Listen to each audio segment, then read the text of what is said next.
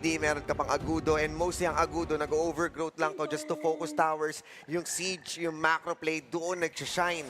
Etong sila Furball. So definitely this is a good draft para sa TNT against the overwhelmingly odds ng power ng Flash PH. From week 1, Chantel, from week 1 up until this week, na nakita natin naglaro yung TNT Tropang Alab, although hindi nagiging maganda yung mga results nila at times, well, most of the time actually, pero nakikita mo yung growth ng team yung flexibility nila pagdating sa mga hero picks.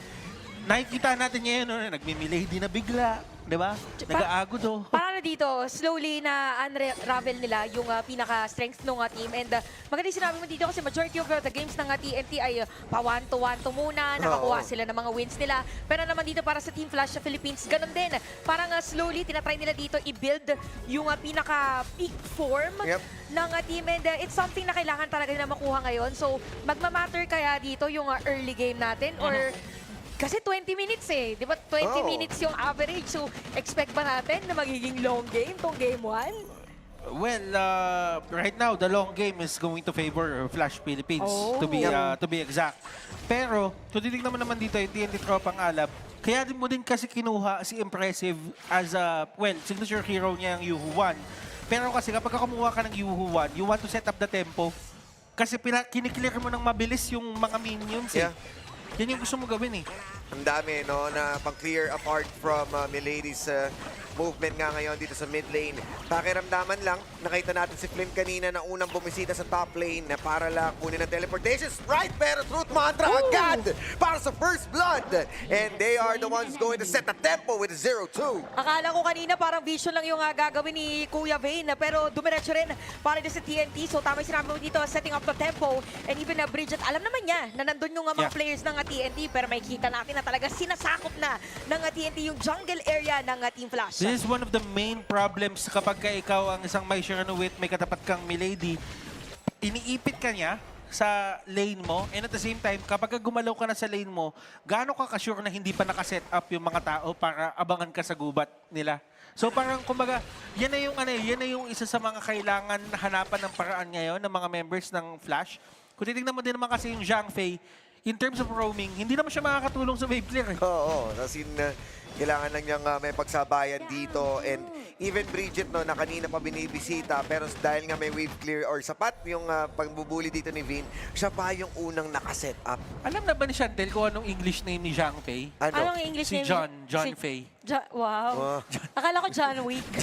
Si John Fei. Dan Cena. John Cena. Kasi, ay, parang pwede John Cena kasi kanina si hindi, sa ano pala yun, sa Dharma pala yun, yung Now You See Me, Now You Don't. Lahat kasi nilalagyan natin ng connection Si ano nga Parang si OSX. Lahat yun si OSX talaga. Ano yan the OG. Oh, wait Si lang. OAX. Si OAX. Shoutout nga pala kay OSX na sana mag-inside scoop mamaya. Sana pagbigyan niya tayo. Oo nga, mahaba pa naman ang ating araw. Na yan Pero hindi ko nasabihin kung bakit siya nababagalata.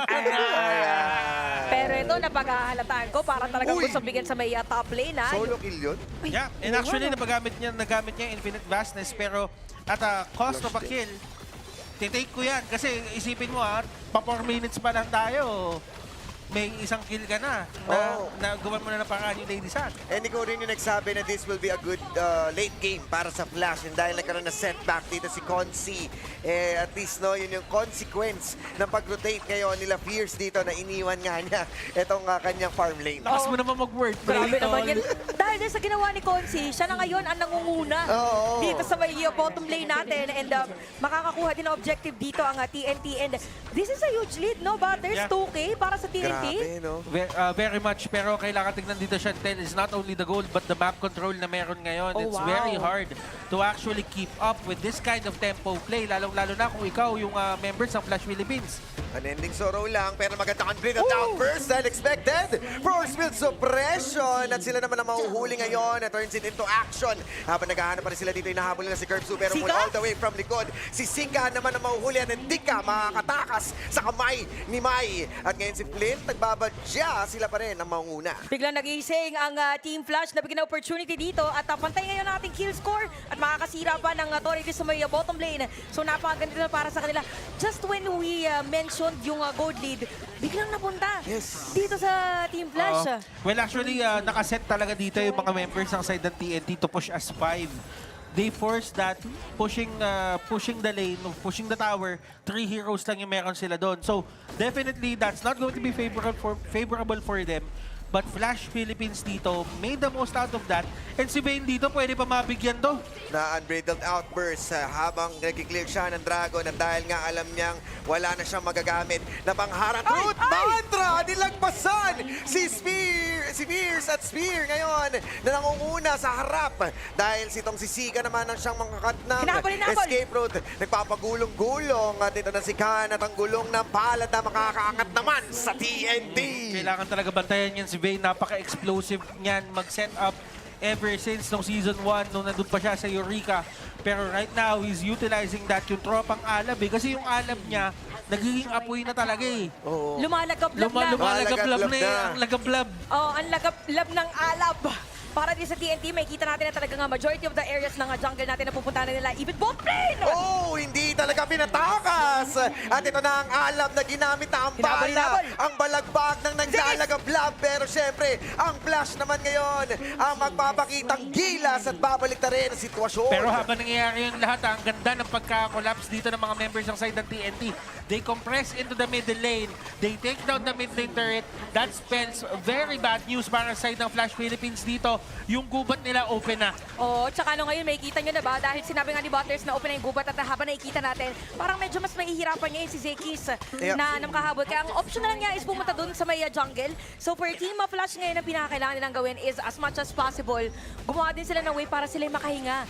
Kasi parang nangyayari ngayon, tama ba? Is gumagawa lang sila ng trades against TNT. Pero ang ganda ng laban natin 7 minutes pero nagpapalitan in terms of the gold.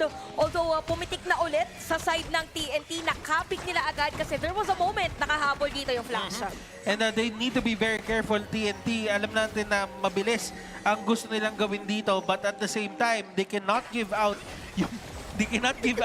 yung mga initiation sa katulad nito kasi dito sila matatalo. Yun lang, no? Medyo maganda yung unbridled outburst para ma-cut off sila at si Sika na muna ang mawawala. Pero ang kapalit naman is si Flint and that's meant to be na mangyayari. Si Vayne, Para si Vayne, atin sila dito na si Vayne! Mula sa likod! And si Zekis sa mae-X. Ngayon naman, tuloy-tuloy lang ang magkabilang panig. Ganun pala yung trabaho ni Vayne ngayon. Yung parang bigla magtatago siya bush, tapos manggugulat na lang bigla na nandun pala siya.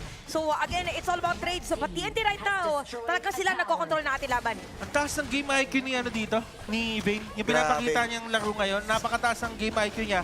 Knowing na merong Mai, na merong Zhang Fei, hindi kasi siya pwede ditong upfront na initiation. Ang kailangan gawin dito, humanap ng pitas.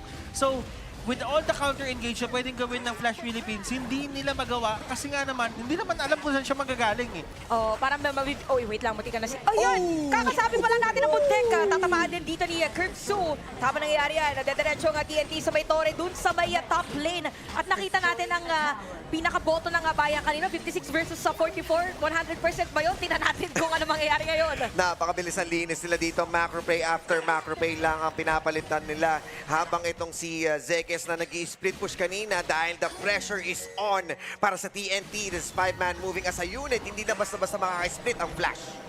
Oo, tsaka ayan na, sa may mid naman.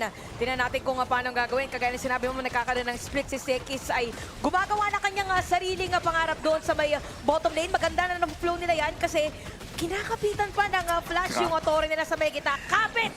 Nakakainis talaga. Sa Tecno po ba 7? Oo. Naiinis ako sa ginagawa ng Milady. Bakit? Nakakainis yung ginagawa ng Milady kahit hindi mo kalaban. Oo. Kahit nanonood ka lang. Nakakainis eh. Kasi hindi naman dapat nakakapush pero napupush pa niya eh. Oy, ang ganda sana ang unbridled outburst para mahawakan din si Kirksu pero isang pitik lang Papasok! para makapag-Dragon Ball. Matarap-arapan, hindi takot na takot Nako, nagkabalagbagan na nga sila dito, nagkapalitan. Pero sila pa rin ang mangunguna. TNT, si Vayne ngayon, the flash ng mournful tempo para sumayaw sila ngayon dito. Sa harap ng TNT, makakapag-disengage sila. Pero si Consi and Khan ang casualty. Oo, ngayon na para sa TNT talagang as much as possible binibilisan nila. Ang ganun po naging point na dito ni Manny Butters kasi si Sika nga talagang trabaho lang yung ginagawa niya. Tsaka hindi mo masyado napapansin na okay, parang binabato niya dito yung mga robot niya. Ano nga naman skill niya. Naku po! Yun na nga! At makakuha pa rin si Vayne. Bilang kapalit, okay lang naman sa one-to-one. Pero the flash! Flash the dash! At ngayon, kinagat na 7 lines itong si Zekis. Ngayon napatay si Flint at saka si Vayne. Sino ngayon ang lalamang pag kumuha ng object? Uy, parang si Impressive na putayan sa ibang pwesto na papa! Nako, siya pa ang mahuhuli with the unending sorrow. Makakapwesto naman siya dito nang walang problema. Kaso ang problema, with the 1-1 na mawala dito, they can't afford, they can do fights 24 hours, 7-11 sa ating scoreboard. Grabe din dito yung pwestuhan ni Impressive. Ikala mo nasa IKL eh. Umaharap Kala mo nasa IKL. Hindi kasi parang Mga ibang bansa eh. yung ano niya kasi ngayon parang gusto niya maging impressed sa kanya. Ay. Yung kasi Touch naman nun! Grabe naman yun! Nagkakagulatan tayo dito mga kaibigan. Pero ngayon, minamatahan na muna nila ang ating Overlord. Pwesto dito ang TNT na ating sa dalawa. Pero si Fierce naman ngayon na Ay, siyang si binabalagbago. Wala Impressive. siyang magagawa dito habang si Impressive medyo massive. Ang binibigay niyo impormasyon dito kung saan naman pwede mapunta dito ang mga miyembro ng Flash PH. TNT, numaragasa. Hindi na sila magpapabigil pa. Iniisa-isa bawat miyembro. Even Bridget na mawawala. Although si Consi ay wala pa rin in terms of damage dito sa TNT. Oh, napaka-crucial nito ngayon na para sa ilang Team Flash. Again, complete ng mga minion wave, complete ng mga players dito ng TNT para pwede yan ng diretso anytime. Tingnan natin kung magiging successful sila si Vayne. Aalis muna. Medyo walang buhay, pero lalaban pa rin ang tropang alab. Ginamitan ng Joey Sacho Shinobi, Bachi, pero babachi na muna itong si Flint at kontrolado na ng TNT. Kalahati. Nagamit man ng Truth Mantra, pero naglilinis na lang ang natitirang miyembro. And TNT takes game 1. What a game para dito sa trop